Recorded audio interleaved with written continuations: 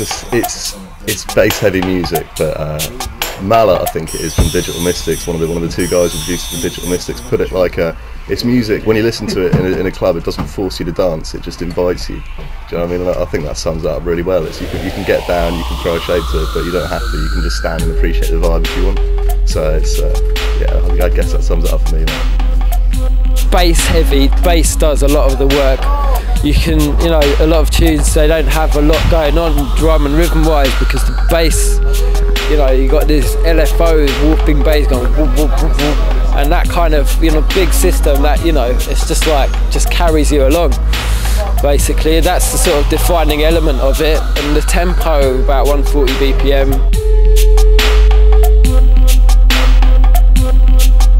And describe the whole sound itself.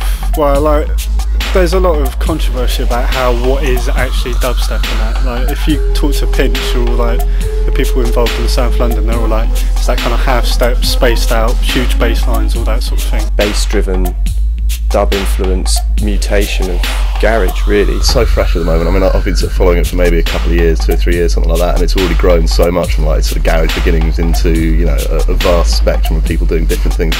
Like, some people write with this techno vibe or a drum and bass vibe, or all sorts of different flavours. It's all about drawing the angles, drawing different angles from different kinds of music. You know what I mean? Like jungle, old school garage, like breakbeat, drum and bass, whatever you have. Everything, you know what I mean? Techno. Bring it all in, put it in there, see what happens. You know what I mean? That's what it's all about. You can just kind of sink into the bass. You can stand there and you can nod to it. It's a cliche already, but you don't really get it until you have at least heard it once on a big sound system with a lot of bass. It's like eating good food. So you feel it in your belly. Can't not like us. It's like being inside the womb. Exactly, I like that. I like that. I think it's just an easy vibe and it's chilled, and there's lots of different styles within dubstep, so it's quite open for a lot of people to get into it, really. Sort of taking elements of drum and bass, sort of the bass and the breaks and the production values, sort of mixed in with what was, or the grime sort of UK garage scene. There was like an intelligent sort of grime, and that's what basically dubstep has come from. And it's obviously got more like dubby elements now. Like, it's nice now, man. It's perfect. Yeah. No mucking about. Yeah. It's just about some. It's a physical sound. You feel the bass. You really do feel the bass weight. Once you go to one night, you hear it on a big system, then you want to hear more. I play grime, but I actually prefer raving to dubstep. That's straight. Serious is big, man. You don't hear this music on the telly, you don't hear it on the radio, you don't hear it hammered on adverts, and because of that, it sounds different, it sounds special, it sounds fresh. It's a little bit slower, the rhythms are all different, you can do more interesting things when you're mixing it, There's so many different styles and different options when you pick up a record that you can do a lot more in the mix rather than just lay down another tune,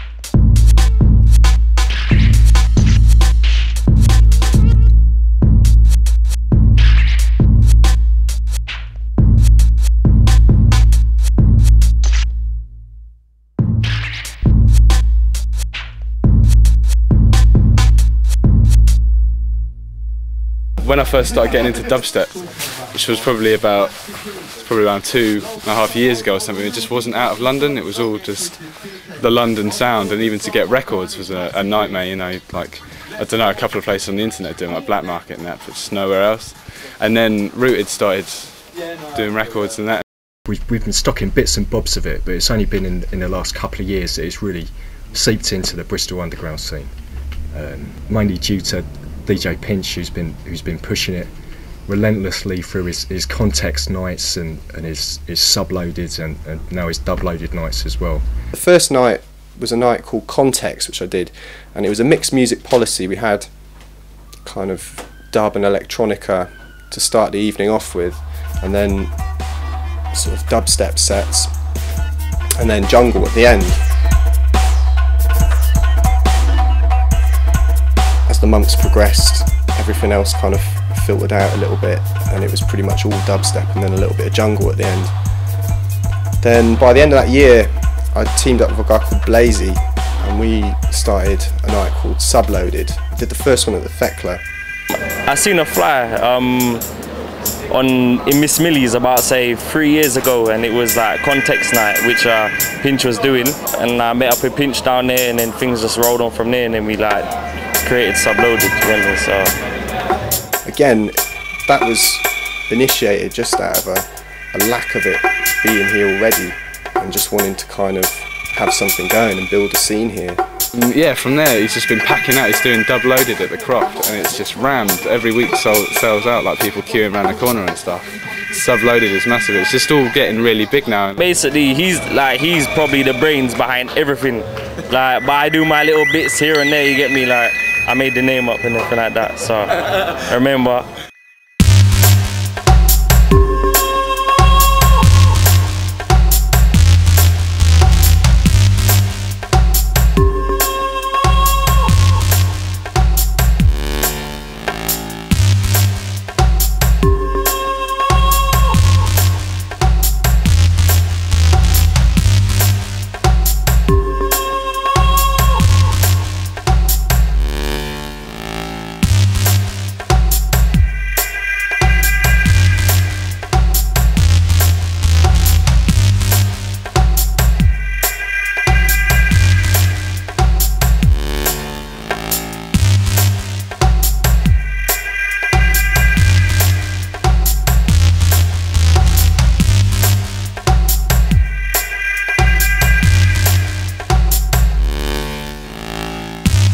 These small nights kicking off and everything, and so they're getting bigger and bigger, and it just reminds me when like Roughneck Ting and Full Cycle were doing their things on the regulars, and yeah, with dub loaded and all that lot, I don't know, it just kind of appeals to the Bristol sound really. Bristol's got a history of kind of sound system culture, and reggae culture's a big thing over here, so you know, it almost seems like a logical step for dubstep to infiltrate the Bristol sounds. Bristol has always been like kind of open-minded when it comes to music, and like drum and bass has been running things here for years and years and years. So I think maybe people might be trying to find an alternative to that, and they're coming to these raves and they're hearing the music, and it's just like, it's hard not to like it. So many drum and bass nights in Bristol, and so many dry hip-hop nights, and it's really interesting to see a scene where people are really excited about something new. So many DJs coming out, everything. Bristol's gonna hit hard. Do you know what? Bristol is like the second home of dubstep right about now, yeah? Everyone Leeds bubbling, but Bristol is pumping. Old type Pinch Shrub, because he's pushing it hard down there, yeah? I think it's fantastic. I think it's amazingly strong, and I think most of us who like it and contribute to the scene are very proud of the fact that Bristol is the second city, is dubstep's second city. But I think you've got to give much love to Pinch and Dick on, because essentially they're the foundation for it here. Pinch runs things in Bristol. Like, I think it was basically him and Dick who brought dubstep and breakstep and broken beat to Bristol. It's all Rob's fault, you know. It's all Pinch. I took him up to his first forward in London, which was like the sort of leading dubstep, or the only dubstep night at the time, and he came back and has just been an absolute convert ever since. He's put enormous amounts of like time and money into, you know, pushing the scene forward basically, and Bristol's the second city in the whole world for dubstep. It's undeniable, you know, we've got more parties than anywhere at the moment, so it's almost all down to him and a couple of others like me, I guess. You know, no one else was really doing it outside of London. There was no one doing it in Bristol. To be honest, if Forward had been in Bristol, I'd have just been happy going along to the nights and just kind of just being a regular punter and enjoying it. I mean, it was literally just motivated by a desire to hear more of it and become involved with it. Very accessible in Bristol. Very accessible. We've got Hench doing his thing with Tectonic, and I quite like it. Like, I wish they'd introduce a little bit more of the old elbow shaking stuff. Yeah. Bit of the old, bit of a DJ Luck and MC Neat wouldn't go down. You know what I mean? That's what I want to see. I love Bristol. Bristol's wicked. We've been there a couple times, innit, man? A few times before, like last year, the year before. I don't know, a few times. I love the vibe in Bristol. Bristol's wicked. I think Bristol's like probably the best place in the UK for dubstep, mate. Bristol and London have got a lot of similarities when it comes to the kind of things that work there, and you know, for me, dubstep was just made for Bristol. There's a lot of people on it already that are making wicked tunes, and there's a lot of Bristol producers which are on the verge of about to break free, and there's definitely a lot of dub plates floating around that are really good. I think there's a lot of people that are into drum and bass as well that are getting tired of that are slowly cottoning onto dubstep as something that's still sounding fresh. Well, obviously the leading lights have been in the London scene, you know what I mean, but they're forging their own sound. Obviously Pinch with Dubloaded and Subloaded is pushing things forward. Then there's the Hench crew as well, got a few tunes from them, like Headhunter, Wedge, White Boy, Jakes as well. They're just all fucking bringing things forward. And they're all making good stuff. I know they just seem to have appeared out of nowhere, but it's fantastic, you know. And that's where it's going. People like them bringing a dubstep sound that originates in Bristol rather than just playing out other, you know, the London stuff, you know. Hench is like us, basically. The moment of this. Hard-earned, never caught hustling. Blah. Sublow, dirty bass, grime, whatever, our own style really. Do BS1 radio, play out, produce. The list is endless, mate, what we do at the moment, to be honest with you. Me, White Boy and Headhunter were making beats and battling each other and shit, and we were just like at home making tunes, and we heard dubstep and jumped on it. I was making, I tried to make hip hop back in the day. It came out like dubstep. And I run a label with Technical Itch, and it's called Ascension Recordings, and the tune's coming out in about a month's time. Got quite a lot of buzz at the moment, and then the second tune's going to come in the first day. That's what matters. But there's a big buzz about it. It's sold out first day. You're talking about one of the leaders of drum and bass, Tech Itch, doing dubstep. People can't touch that.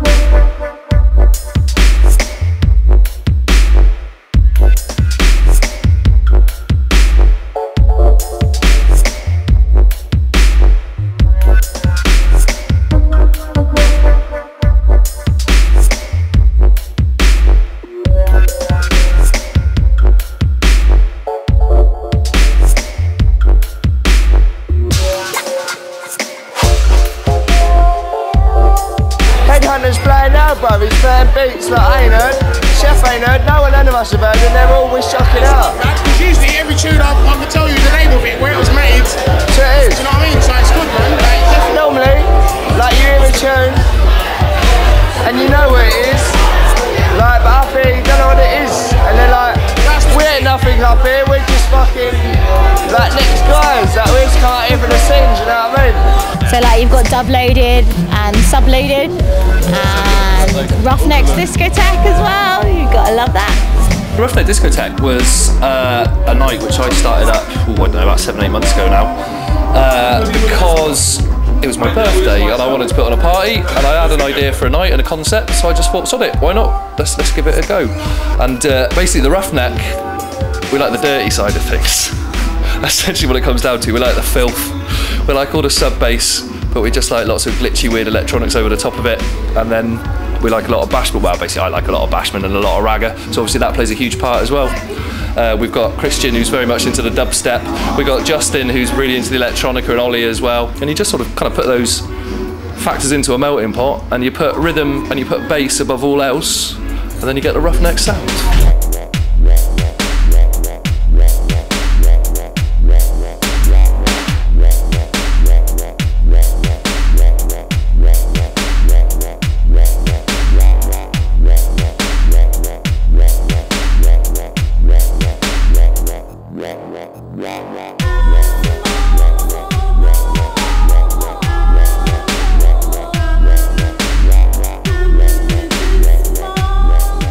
I'm Adam Jackson, also known as Kidders or Kidkut. I co-run a night with Rich Remo called Noir. Noir was, I was like quite into, originally it was meant to be around like the drum and bass that I listened to, because there was only sort of like technicality in London that played that kind of sound.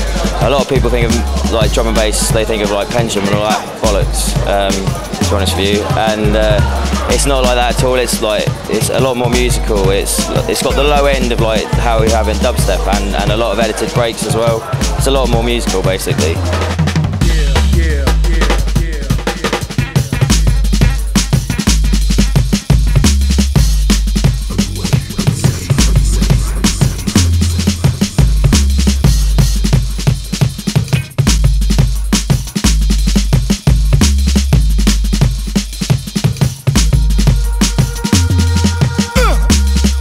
Thinking, a good mate of mine, he basically did a recording of a set back in like October 2004, and then on there was Toasty Splash, which just is a fucking amazing tune, and that is what started me getting me to listen to dubstep. And I just decided to incorporate both sounds because, you know, I wanted to support both scenes. So, and that's just sort of built from there, really. The reason why I like the dubstep, it sort of complements the other, the drum and bass, because there's a lot more space in the sound, and that's quite difficult to achieve with drum and bass. You know, each has their elements, and like, I know with drum and bass, it's sort of like the edited of the drums, and then just sort of bringing down in sort of pads and synths on top. And with dubstep, you've got sort of like it sounds, the sound is really large. It's like, it sounds like it's cavernous, and it's just nice seeing something so simple be so effective. It's just the space and the sound that I really like. I also like the fact that you get loads of birds at dubstep raves, right? You go to a dubstep rave elsewhere, like apparently London, and it's all like blokes just getting rowdy, but you come down here and it's just birds like shaking their asses. Brilliant. I think the other thing about the dubstep is a lot of younger music or a lot of younger crowds, it's so fucking drug fueled. People gurning their tits off all night, right? You go to a dubstep rave, it's all Guinness and ganja, it's an older crowd, and people are happy to rave to like, you know, 3, 4, 5 in the morning, but they just on the biz, they take it slow, they take it steady. Anybody drops an E, I don't know, take coke, anything like that in something like this, it's going to be a bit weird because the music isn't so fast. And it's still, you're getting, you know, deep down and dirty, but it's much more civilized. I think it's, you know, it's much easier to rave all night at a dubstep rave than it is at a jungle or a techno or a breakcore night. And I mean, all you really need is just that kind of red stripe, maybe a Guinness and a spliff, and you're set for the whole night. That's all you need. You don't need no other drugs really, man. You know what I mean? Just feel the bass, like, it's all good. You know, it's people who like the frequencies, you know, they just want to get mashed by a fucking loud sound, you know? Because it's not like a cattle market club where you've got people coming and getting wankered and falling over and making assholes. It's mainly people who are soundheads, you know. We come for the music.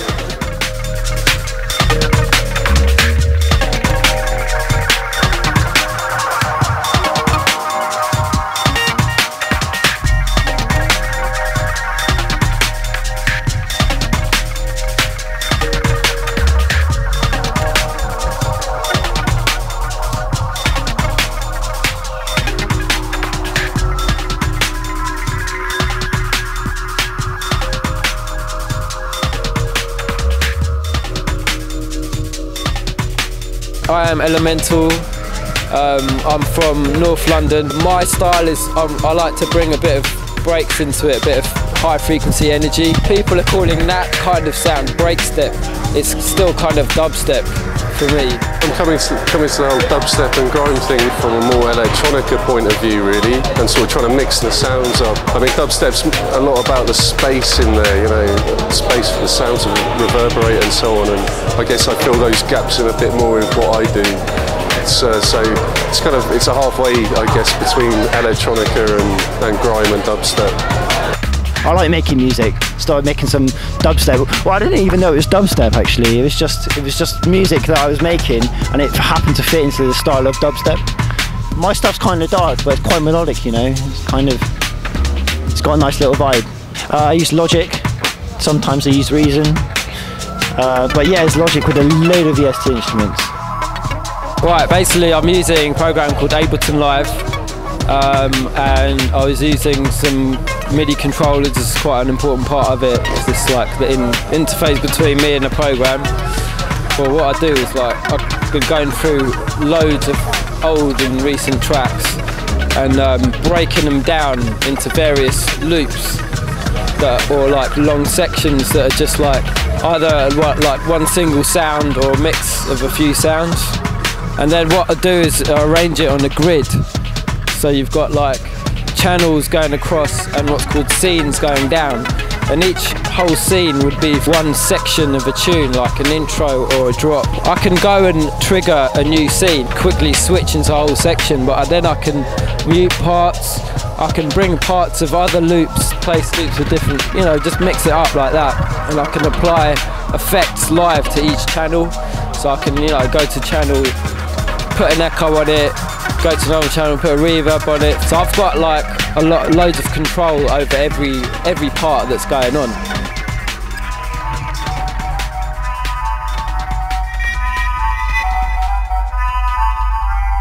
I'm using Ableton just as a way to try and give me a platform where I could edit the tracks a bit more live as I go along. I mean, sort of opposite to DJing when the tracks run, you know, I want to be able to re-edit the tracks as I go along, kind of reinvent them if you like, so restructuring and bringing in extra sounds, bringing in sort of new loops, you know, layering more drum beats on top. So what you get in the end is basically not what's on the record. You get more of a live show. Come and see an Act 2 gig and you don't quite know how it's going to sound, you know, anything could happen.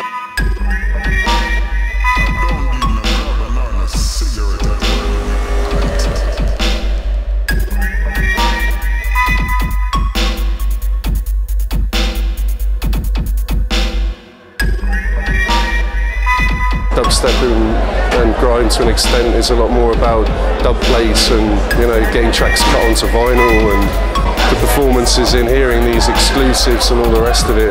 That's where the electronica aspect and the laptop comes in, you know. It's a slightly different package really from what the other dubstep guys are doing.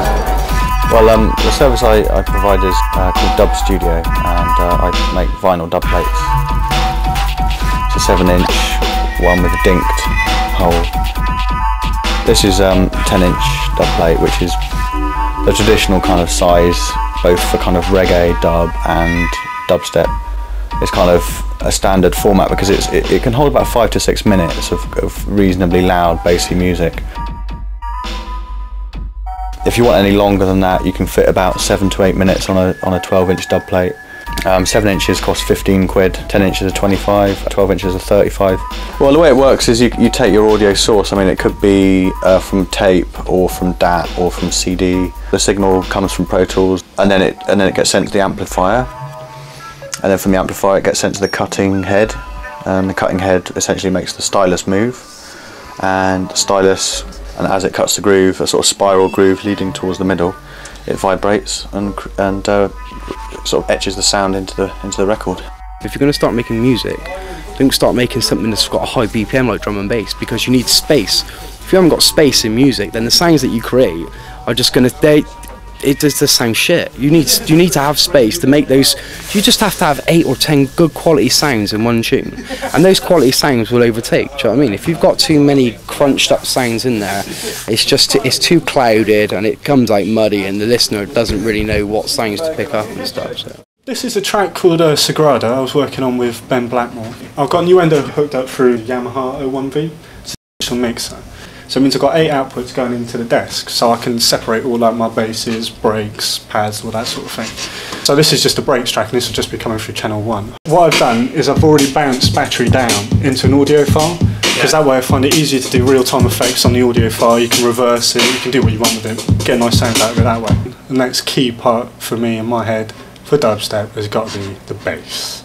Ben came in and he brought loads of guitars with him, and we recorded down like different guitars, like all doing the same kind of motif, and then I complemented it with working on a sub bass that I did in the A1, which is like a native synth for Nuendo, and that means you get this like kind of you know, that kind of LFO sub sound. Next, what have we got? The guitar. So that's Ben's recorded bit, and I've also got a bit where I've taken the same bit, chopped it up and affected it. So, I mean, this is a really simple tune. I mean, a lot of dubstep tunes are, they're like only like 2 or 3 elements. One thing I'm keen on, man, is getting like live sounds in there, stuff you've recorded, because then the tune is really your own, you know, you've made stuff from scratch. I've got one track in here which is just clapping. It just adds to the track. So all the way through the tune, I'm adding little sections. So you've got like the breaks here, and then those with the pad sounds, and then this is the bass. But you can see it's got like this blue line underneath, which is basically me controlling the filter that the bass is going through. So it's getting high pass at the moment, so it's like doesn't sound as loud, and the bass just builds up and builds up until the drop, which comes in there. So you're bringing in basses. Like here's obviously the breakdown because there's no beats. And you've got a different beat pattern, then you've got extra stuff coming in, and it changes up, and then you've got the drop of that bit as well. Mastered this one down already, so that's what this big track on the top is. So this sounds a lot more fuller than the tune would in Innuendo alone.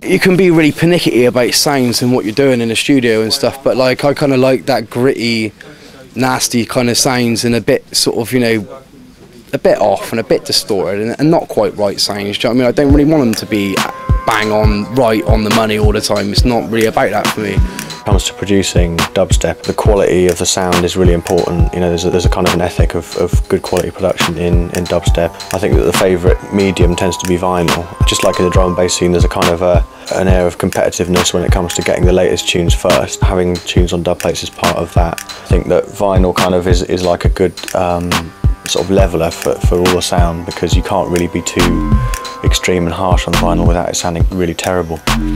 So when you're kind of mastering for vinyl, you have to be a lot more careful about what you do. I've been quite excited by it the last year or so. It just seems like a really open style, and whereas a lot of other styles like drum and bass and breaks, for instance, have seemed to got very formulaic. People just trying to do big tunes, big build-ups, and got really sort of cheesy and trancey, and I'm really not into that. I mean, you know, the deeper, darker sort of sound, that's what I'm about really. When I go home, I just make whatever I want to make. So and it normally turns out that I make dubstep. Rather, you know, smoke a spliff, make some dub. That's what you do, isn't it, really? Why would you do anything else? Crazy. As for me, Headhunter, although I've got Ascension with Kidkut, the label, I also do the Hench thing. I also am signed to another label called Temper. Temper was the first kind of label really for it. It kind of took two-step garage and they just kind of, you know, made it an instrumental listening experience. That's Tectonic label that I run. I started that one last year. Big release from last September was Loafer and Skream, 28 grams. It's kind of, you know, really big tune. That's one of the best sellers on there. And they've been pushing up and coming artists as well, like Random Trio. So yeah, I mean, it's an outlet for putting out some of the productions that I'm really into. Dubstep is one of the first scenes that has based a lot of its conception around the net itself. Like everyone finds out about all the parties online. You know, everyone gets all their reviews online. I think people like Martin Blackdown and Nick Gutterbreaks and all that lot are essential. I'm generally known as Gutter on the internet. I started this blog August 2003. Didn't have anything in mind for what it was going to be. It was just thoughts, you know, the stuff that I just think anyway. And I got into this dubstep sound, I started writing about it, and no one else was. And all the people who liked it were finding the blog. Got voted best blog of the year at the Dubstep Forum. Just write about the music I like. And at the moment it's dubstep. To get hold of that new Benga album that's coming out, New Stat, you had to go to him specifically to get it. It was like a self-promoted album. So like, you know, if it wasn't for the internet, loads of this shit couldn't happen. In terms of certainly the international scenario, it's vital. You know, there's a lot of online mixes that go up, and a few people like myself and Blackdown and a couple of others, you know, we write a bit about it, get people vibed up. So yeah, the internet's how I got into it, because I'm not in London, I'm not listening to the Pirates. Although of course Rinse FM is a London pirate show that streams, you know, a lot of people around the world listening to that, where you hear all the latest sounds. So yeah, vital. With the internet forums, people worldwide are sort of getting into it, so it's only going to get bigger, I think. I think it isn't actually that big a thing, it just appears bigger than it is because of the huge amount of web interest it's got, because of all the blogs and the forums. there's a really strong online community, and you've got people like Nick Gutterbreaks, which you just represent the sound. You know, you can hop on his blog literally every other day. There's an update, and it's worth reading. So after half an hour of searching around on the net, you could find out as much as you wanted about grime or dubstep. So, but obviously, you've got to go to a club to really experience it. The whole scene at the moment is very much built towards, you know, you have to go down to the dance to really kind of get into it and be in it. So you understand what it's all about. Once you're on a system, that's it, you know what we're doing.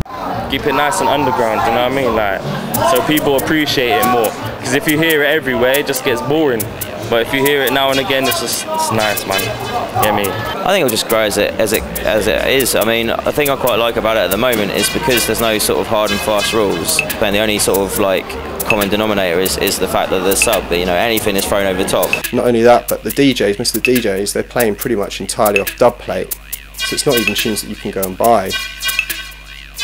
Gives a sense of something special when you go and hear it, you know.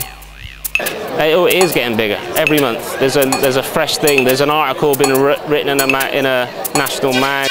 I can't see it being a massive scene because of the amount of people which just won't get it in a way and will want it to be faster or more techy or whatever. You reach that point where people start noticing it who maybe have the wrong intentions. They're thinking about making records to make money, you know, and then, you know, you start getting all the rubbish coming out, you know. I think it's just going to keep on getting bigger. It'll be interesting to see how like the whole dubstep scene holds out when it's got some money coming into it. So we'll see what happens. Yeah, man, the night's alright at the moment. I think like the venue, you know, I think it's time to move to bigger places, bigger and better things. I think definitely. I don't think it's something that's going to just explode. It's not like when garage came onto the scene and sort of suddenly went commercial, and all of a sudden, you know, there's all these tunes in the charts and what have you.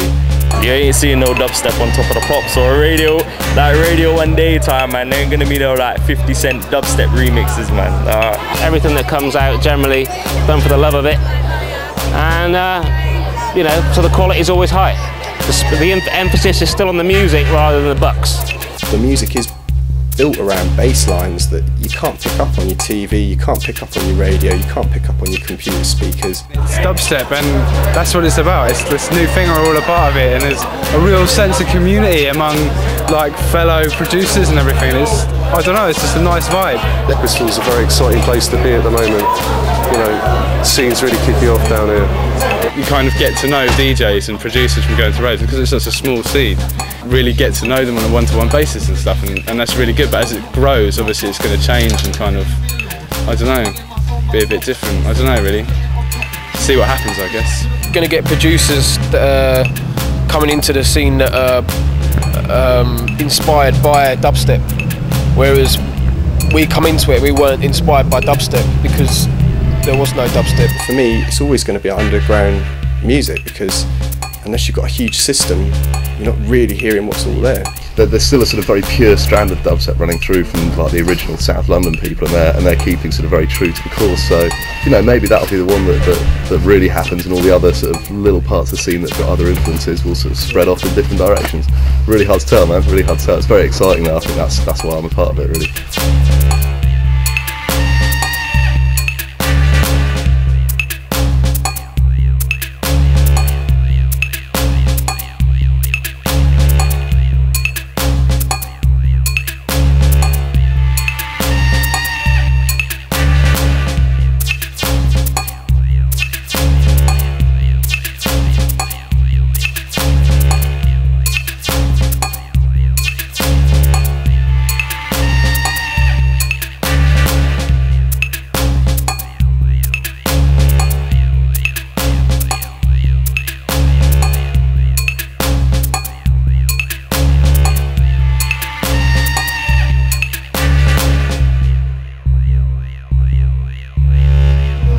That's just my drunken opinion. Choose to film us when we had a bit too many, that's not good. I hope you edit lots of that because I sound like a fucking Oh, we're going to put all that in straight. Please don't use that.